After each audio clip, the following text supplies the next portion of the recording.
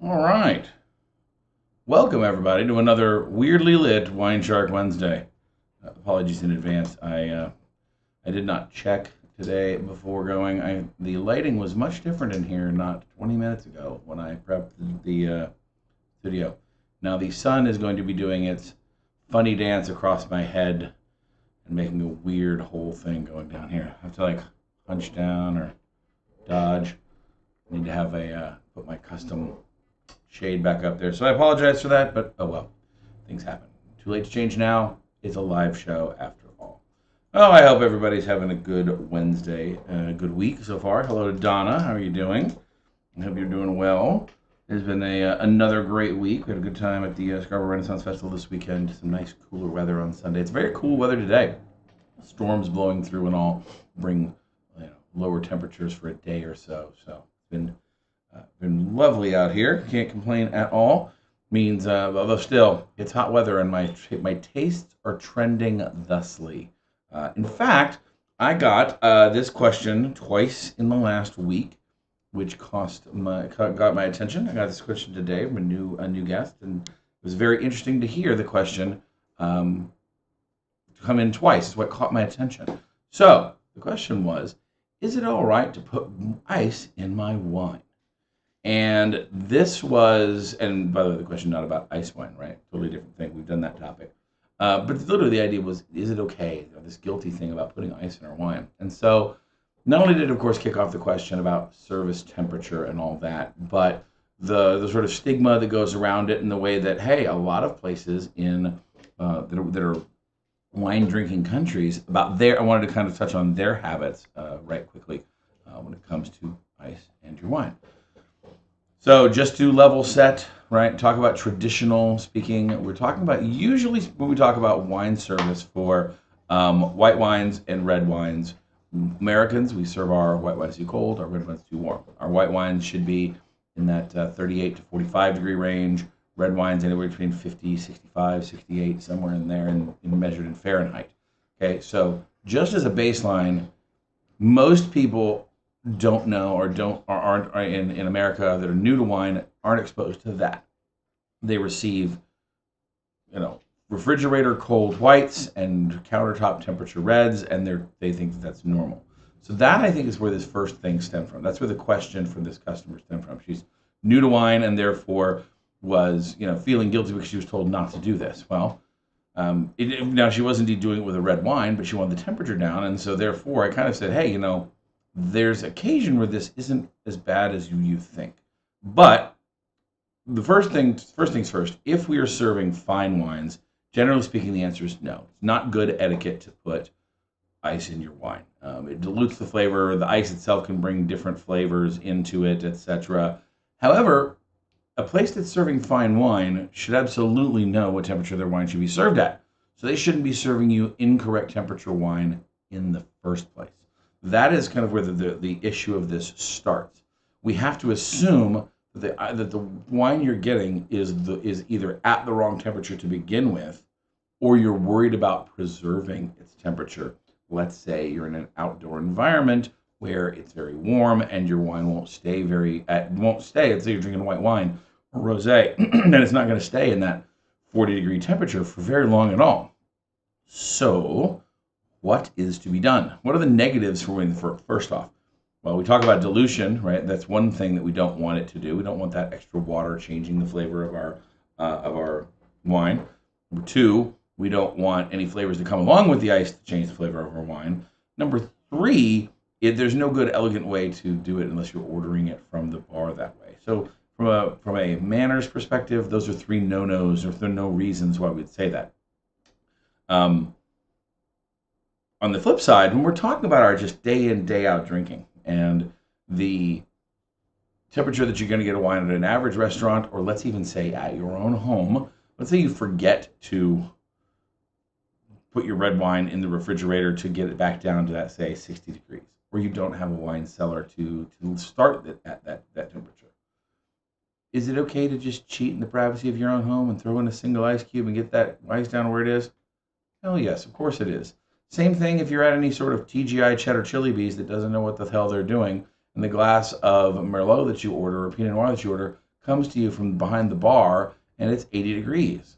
It tastes warm, physically warm to the touch, and you're like, okay, this isn't right. Rather than trying to send it back and throw a conniption and make them realize that this is incorrect, just throw a cube of ice in there and call it even. It's not changing your tasting experience so radically that it's going to ruin your enjoyment of that glass of wine. Obviously, we're not doing this under analytical conditions. We're not doing this when we're judging wines, and we're probably not even doing it when we're tasting a particular wine for the first time. But if you're going to have your bog standard glass of wine that you enjoy with a meal or over conversation with friends, don't hesitate to try and work better at your temperature. I think personally, for my own personal taste, the cube of ice affects the overall flavor less than the wild difference of temperature. If I just had to sit there and sip on an overly warm a glass of wine, it's not going to taste right at all. Now, on the white side of things, this is the other part where I don't really mind that either if I'm in a situation where I don't have an insulated glass and I'm outdoors. My first solution for going outdoors is to get like one of these igloo / Yeti style glasses, insulated metal with plastic lining and a plastic outer lining. Those are fantastic at keeping your beverage at a very good temperature for a very long period of time. I have the little one that I was given as a gift. It has shark camouflage on the outside, sharks and rays and sea life on the outside. And that thing is amazing at just, if I take a glass of white wine out of the refrigerator and keep it in there, it actually stays nearly refrigerator cold for a solid half hour. That's with me just sitting there sipping on it. So use the tools to avoid ice if you can. There are some funky, gimmicky things every now and again. Things like ice chillers, where they'll have a frozen. You put a liquid-filled cylinder in the freezer and you freeze it, and it's like blue ice, or it might even be water that you stick in the center of the glass, and it acts like a cooler without getting you dilution. That's an interesting solution, although a little bit of overhandling on occasion. But if you don't have those technological answers at hand, you just have a regular good old-fashioned glass and you're concerned about keeping your wine at the right temperature and it's cold, go ahead and throw a cube of ice in there. It's not going to ruin the experience for you. So part of it's an etiquette thing, part of it's a practical thing. I just think it's kind of funny that people get so kind of bent out of shape when they see you do it, because to them, they're still thinking that your wine should be served at a warmer temperature than it was anyway. So they're the ones in the wrong, not you. So don't sweat it. But remember, like I said, just the final kind of note there is remembering that temperature is a key factor of taste, right? Being too cold suppresses sweetness. So don't just take your average white wine and throw it over ice just because you like it super cold. If that's the case, what you're actually doing is you're really neutralizing a lot of the aromatics and the sweetness of the wine. You're counteracting it. You're not having it at its proper temperature. What you might do instead, if you don't like the wine that sweet, consider moving to a drier style of wine. Don't just throw it over ice because of habit or convenience. There are kind of purpose-built times to do so. Now, when it comes to wine drinking cultures where things tend to get warm, I'm looking at you, Mediterranean climate countries like Spain and southern France and Italy. Their solution to enjoy their wines during hotter months is not to not drink them, but something we've touched on here before at the show. It's been a hot minute, no joke, no pun intended, is the idea of making up wine cocktails, putting wine in other stuff and enjoying it that way as a potential option. So today we're going to talk a little bit about we're going to show you not only the grocery store grab, but when we talk about the grocery store grab, I'm going to bring you a recipe for a fun little drink called a Ruby Red Rosé Spritz. Perfect for summer, hot, poolside, anytime you're in the outside world, where the point is to use it with ice so you can go directly at the problem. But before we do that, we're going to do our wine quiz. So we've been doing our Wine Wars wine quiz here for some time now. 5 questions. We'll dump the chump with yours truly and see how well we do. We got 5 different categories. We've got Vine to Vino, which is about growing grapes, making wine, and the production of wine. Graposphere is the varieties, the wines, and their geography. We've got wine cellar, which is about storing, selecting, and tasting wine. We've got wine and food, my personal favorite, of course, which is about cooking with wine, food, and wine pairing and wine service. And then lastly, court culture, wine people, business, arts, sciences, and trivium. All right, so our 5 questions for today. Let's take a look. First things first. What is added to liqueur wines, such as port or sherry, to boost alcohol levels? What is added to liqueur wines, such as port or sherry, to boost alcohol levels? Sounds like a trick question to me. The answer is, well, what is added? Ethanol, or eau de vie, the water of life. They're not a distilled product. You take regular wine and by fortifying it, by adding in neutral grape spirits, basically now distilled spirits from grapes. All right, they say brandy, distilled wine, or grape spirit. The procedure is called fortification. So there you go. That being a great way to get your alcohol level past the kind of 15-16% threshold that almost comes in. All right, Tom Miles says brandy. That's right. Very close. Oh, brandy being made from, of course, it's not brandy yet. It's really called, it's proto brandy because it has no flavor, and no store in any world would you buy the brandy that they add to wine. That stuff's been aged in wood, and oftentimes, by the way, brandies are oftentimes made of other types of fruit. So it is more accurate to call it neutral grape spirit or water of life. I like the eau de vie. Always sounds good though, doesn't it? All right, true or false question. California's Zinfandel vines have a short lifespan and are routinely replanted every couple of decades. True or false?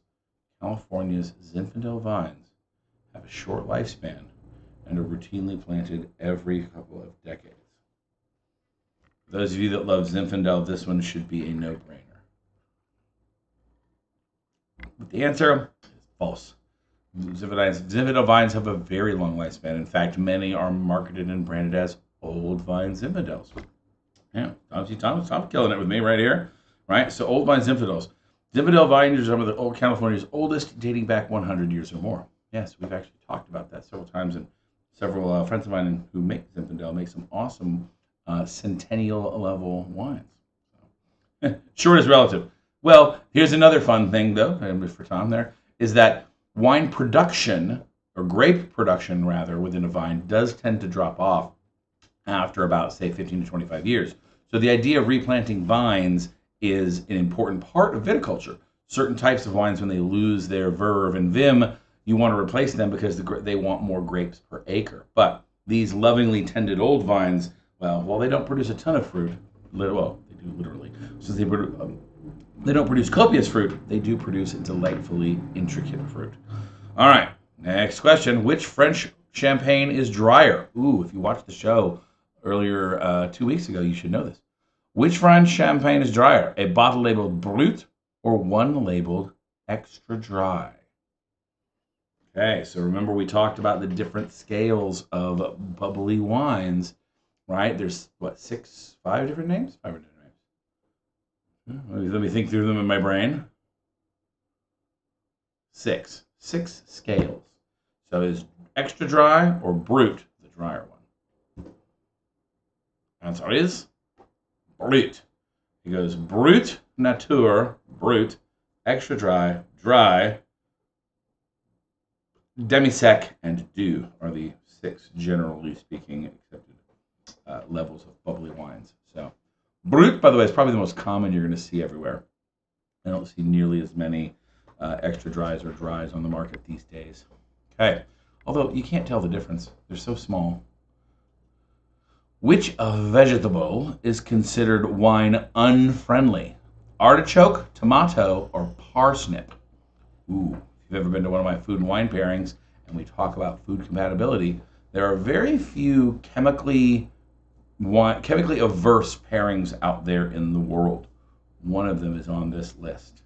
And you want to avoid certain types of wine because it actually physically tastes bad in your mouth. It's an interaction between the acids in the wine and the vegetable present, which, by the way, we're not going to get pedantic and remind them that tomatoes aren't vegetables but fruit. The answer something I make the joke. I never eat food with the word choke in it. It's artichokes. Yeah, artichoke. Many people are sensitive to a substance in artichokes that makes the wine taste sweet or metallic.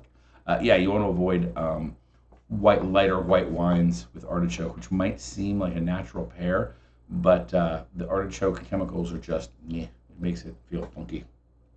So, no artichokes. And then last but not least, which is the title of the 2006 film starring Russell Crowe as a nephew who inherits a chateau in Provence? Is it a good year, a bad year, or a vintage year? Okay. Having not seen this 2006 wine film, I am currently out of the loop, so I'm just going to be bold guessing here. But, let's think Hollywood. Put on our pitch meeting hat.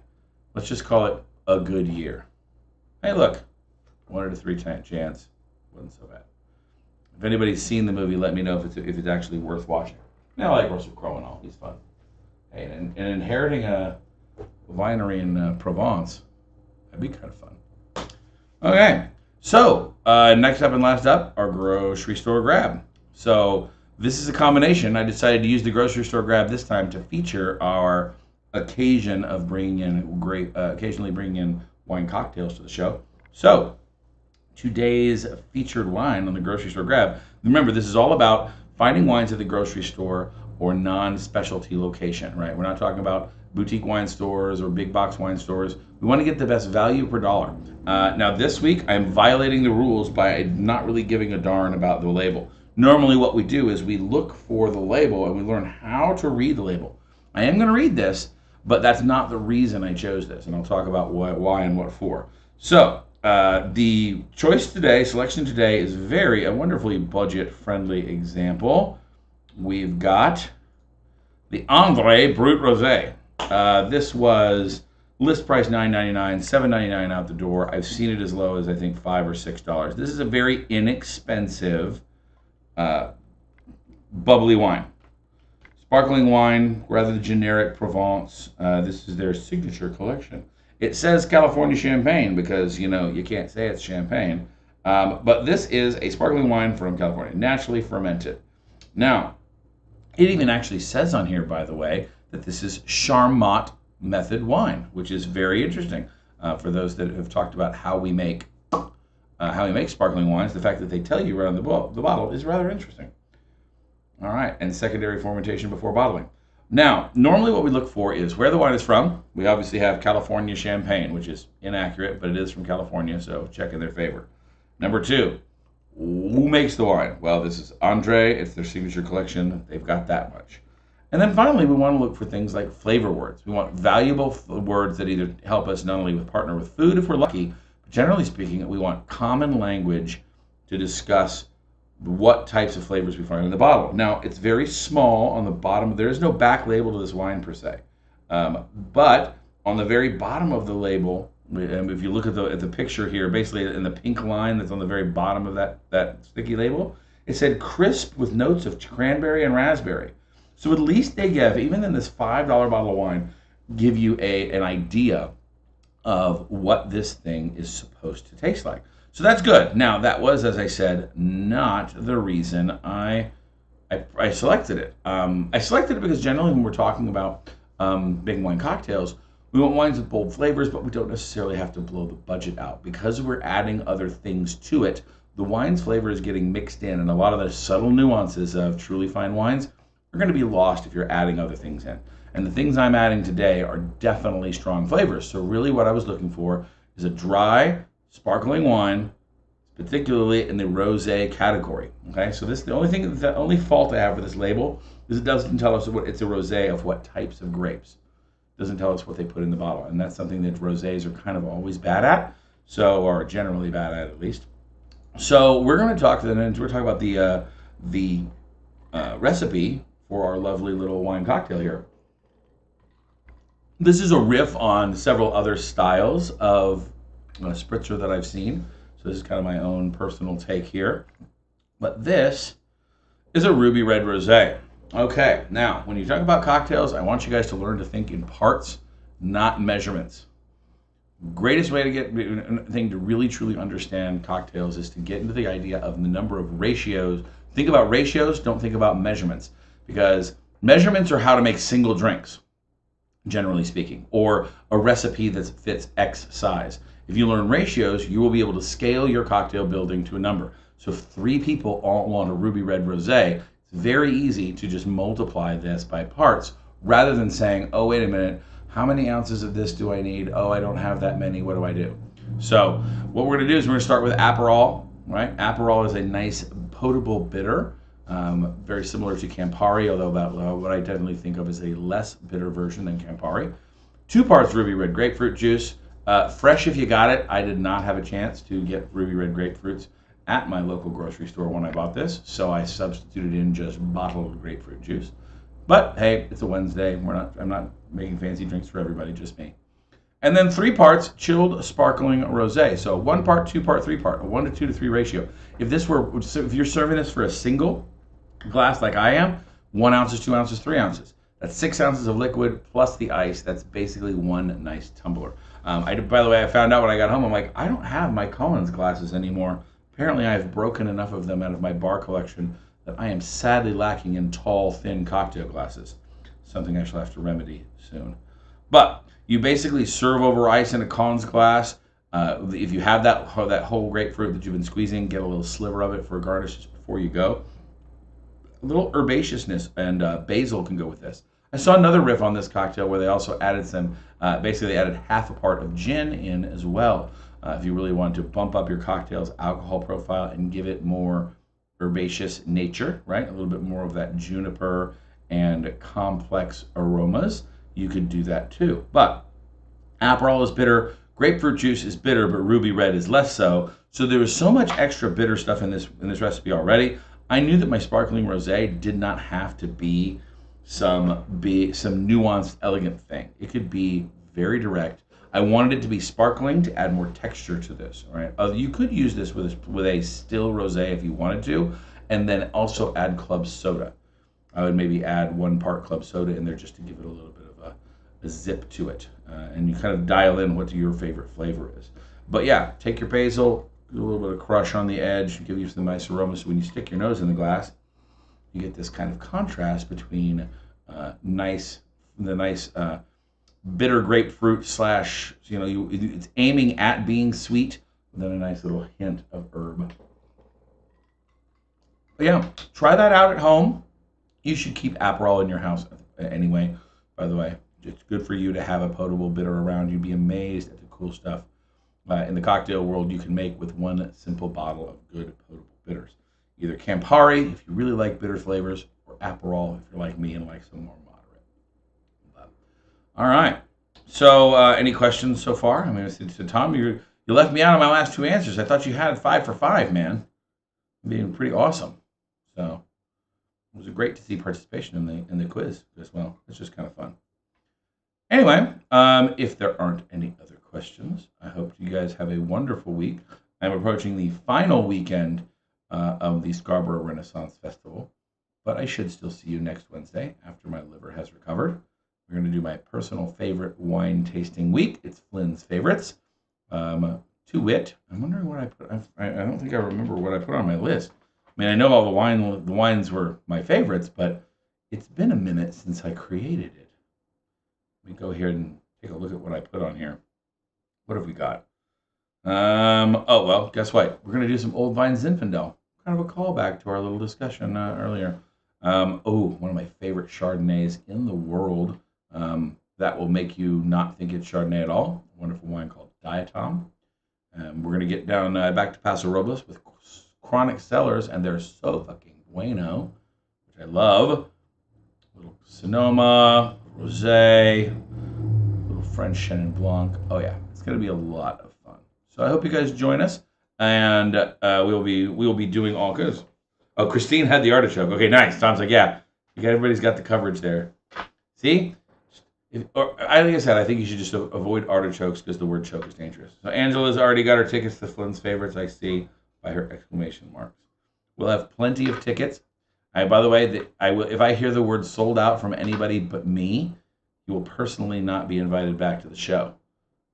stuff spread like wildfire, man. I need you guys to be chill. We don't run out.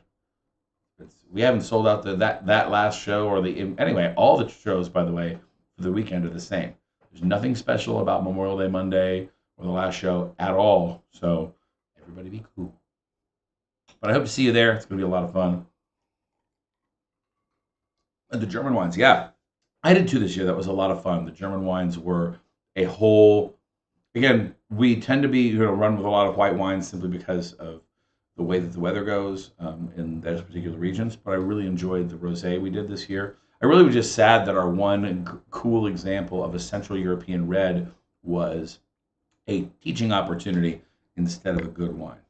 Oh, I almost forgot something that I was going to share with you guys.